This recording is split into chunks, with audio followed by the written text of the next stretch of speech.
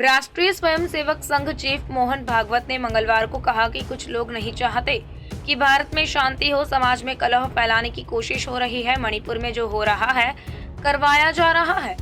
सांस्कृतिक मार्क्सवादी समाज में अराजकता फैला रहे हैं। भागवत नागपुर के संघ मुख्यालय में दशहरा पर आयोजित शस्त्र पूजा कार्यक्रम में शामिल होने के बाद रेशिम बाग मैदान में कार्यकर्ताओं को संबोधित कर रहे थे। संघ प्रमुख ने अपने संबोधन में मणिपुर हिंसा, लोकसभा चुनाव, अयोध्या में श्री राम मंदिर के उद्घाटन पर भी बात की। आरएसएस चीफ ने दावा किया कि मणिपुर में हो रही हिंसा सोची समझी साजिश है। उन्होंने कहा, मणिपुर में मैतेई और कुकी समुदाय सालों से एक साथ रहते हैं। इनके बीच सांप्रदायिक आग कैसे लगी?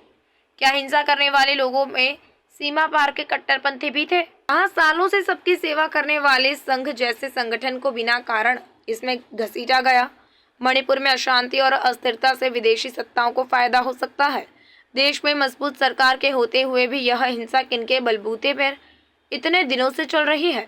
इससे साफ है कि यह नहीं हो रहा है, करवाया जा रहा है। लोकसभा चुनाव में भावनाएं भड़काकर वोट नहीं मांगना चाहिए। भागवत ने कहा, 2024 में लोकसभा चुनाव होने हैं। लोगों की भावनाएं भड़काकर वोट मांगने की कोशिश नहीं होनी चाहिए, लेकिन ये फिर भी होता है। ये समाज की एकता को चोट पहुंचाती है। वोट डालना हर व्यक्ति का कर्तव्य है। देश की एकता, अखंडता, अस्मिता और विकास जैसे अहम मुद्दों को ध्यान में रखकर अपना वोट डाले। सामाजिक अराजकता पर भागवत ने कहा, समाज विरोधी कुछ लोग खुद को सांस्कृतिक मार्क्सवादी कहते हैं, लेकिन उन्होंने मार्क्स को 1920 दशक से भुला रखा है। वे दुनिया की सभी शुभ चीजों, संस्कृति का विरोध करते हैं। वे लोग अराजकता का प्रचार प्रसार कर रहे हैं। शंकर महादेवन और भागवत ने आरएसएस संस्थापक को श्रद्धांजलि दी। मोहन भागवत ने विजयादशमी कार्यक्रम पर आरएसएस के संस्थापक डॉक्टर केशव बलिराम हेडगेवार को श्रद्धांजलि दी। उन्होंने शंकर महादेवन के साथ शस्त्र पूजा की। केंद्रीय मंत्री नितिन गडकरी और महाराष्ट्र के डिप्टी सीएम देवेंद्र फडणवीस भी कार्यक्रम में पहुंचे। संघ कार्यकर्ताओं ने सीपी और बरार कॉलेज गेट और रेशिम बाग मैदान से पथ संचलन किया। यह चिंता का विषय है। झगड़े को छोड़कर सुलह पर चलना ही श्रेष्ठता है। हम सब एक ही पूर्वजों के वंशज हैं, एक मातृभूमि की संतानें हैं। हमें इसी के आधार पर फिर से एकजुट होना है। एक राष्ट्र तभी समृद्ध होता है जब समाज एकजुट और सतर्क रहता है। ये बात सही है और हम सब उसका अनुभव कर रहे हैं कि प्रतिवर्ष भारतीयों का गौरव दुनिया में बढ़ रहा है। दानवता पर मानवता की पूर्ण विजय का ये जो विजय पर्व अपना विजयादशमी है, इस वर्ष की विजयादशमी में भी हम ये अनुभव कर रहे हैं।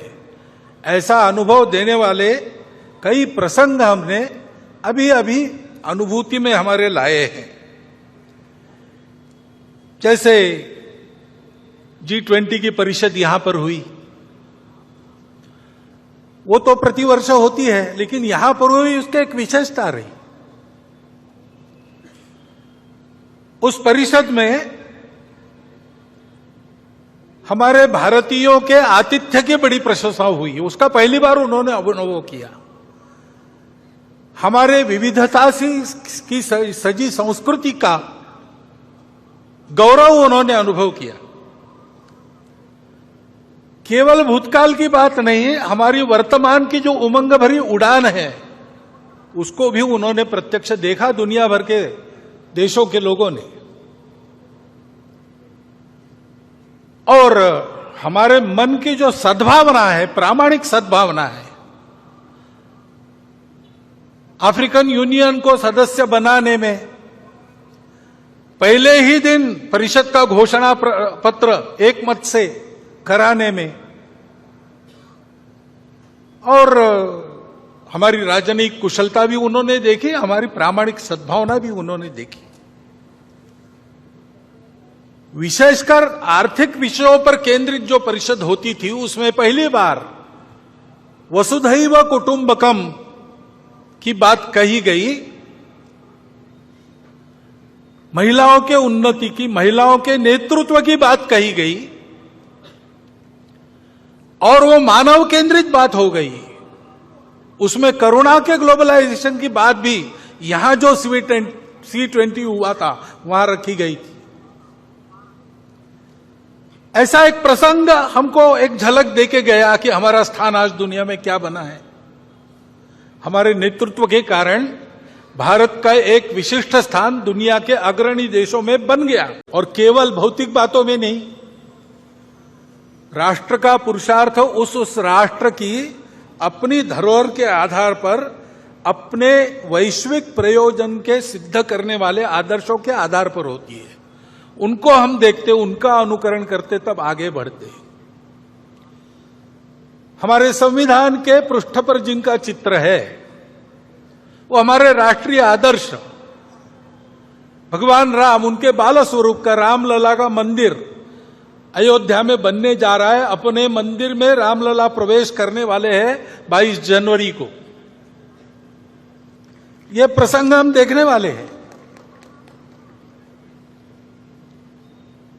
उसमें सब लोग तो आ नहीं सकेंगे, सुरक्षा की बात रहेगी, वहां के व्यवस्थाओं की बात रहेगी। धीरे धीरे बाद में जाएंगे अपनी अपनी सुविधा से, परंतु उस दिन अपने सारे देश में हम अपने अपने जगह अपने छोटे छोटे मंदिरों में ऐसा वातावरण बना सकते हैं। भगवान राम धर्म की मर्यादा के प्रतीक है। समाज में सब लोगों को अपनाने वाले भगवान राम थे। भगवान राम करुणा के प्रतीक है। इन सब बातों को ध्यान में रखते हुए ऐसा आत्मीयता का, सर्वसमावेशकता का, समरसता का, प्रेम का, स्नेह का वातावरण, धार्मिकता का वातावरण सर्व देश में बने। Our Upanishads, our Vedas, this is a land where we say asatoma sadgamaya, asatoma sadgamaya, tamasoma jyotirgamaya, mrityormamritam gamaya. Om Shanti Shanti Shanti. ये विश्व शांति मंत्र है। Praying for every human being's peace, every creature's peace. This is what is our country, and that is what we need. सभी को आज विजयदशमी उत्सव पर बहुत बहुत हार्दिक शुभकामनाएं। मैं बहुत ऑनर्ड हूं, प्रिविलेज्ड हूं कि इतना भव्य दिव्य जो आज होने वाला है फंक्शन, उसमें मुझे चीफ गेस्ट बुलाया गया है। आई लाइक टू थैंक परम पूज्य मोहन भागवत जी एंड द एंटायर स्वयं सेवक जो भी फैमिली हैं, उनको मैं बहुत धन्यवाद दूंगा। ये बहुत बड़ा मेरे लिए सम्मान है और I am very excited to attend this programme.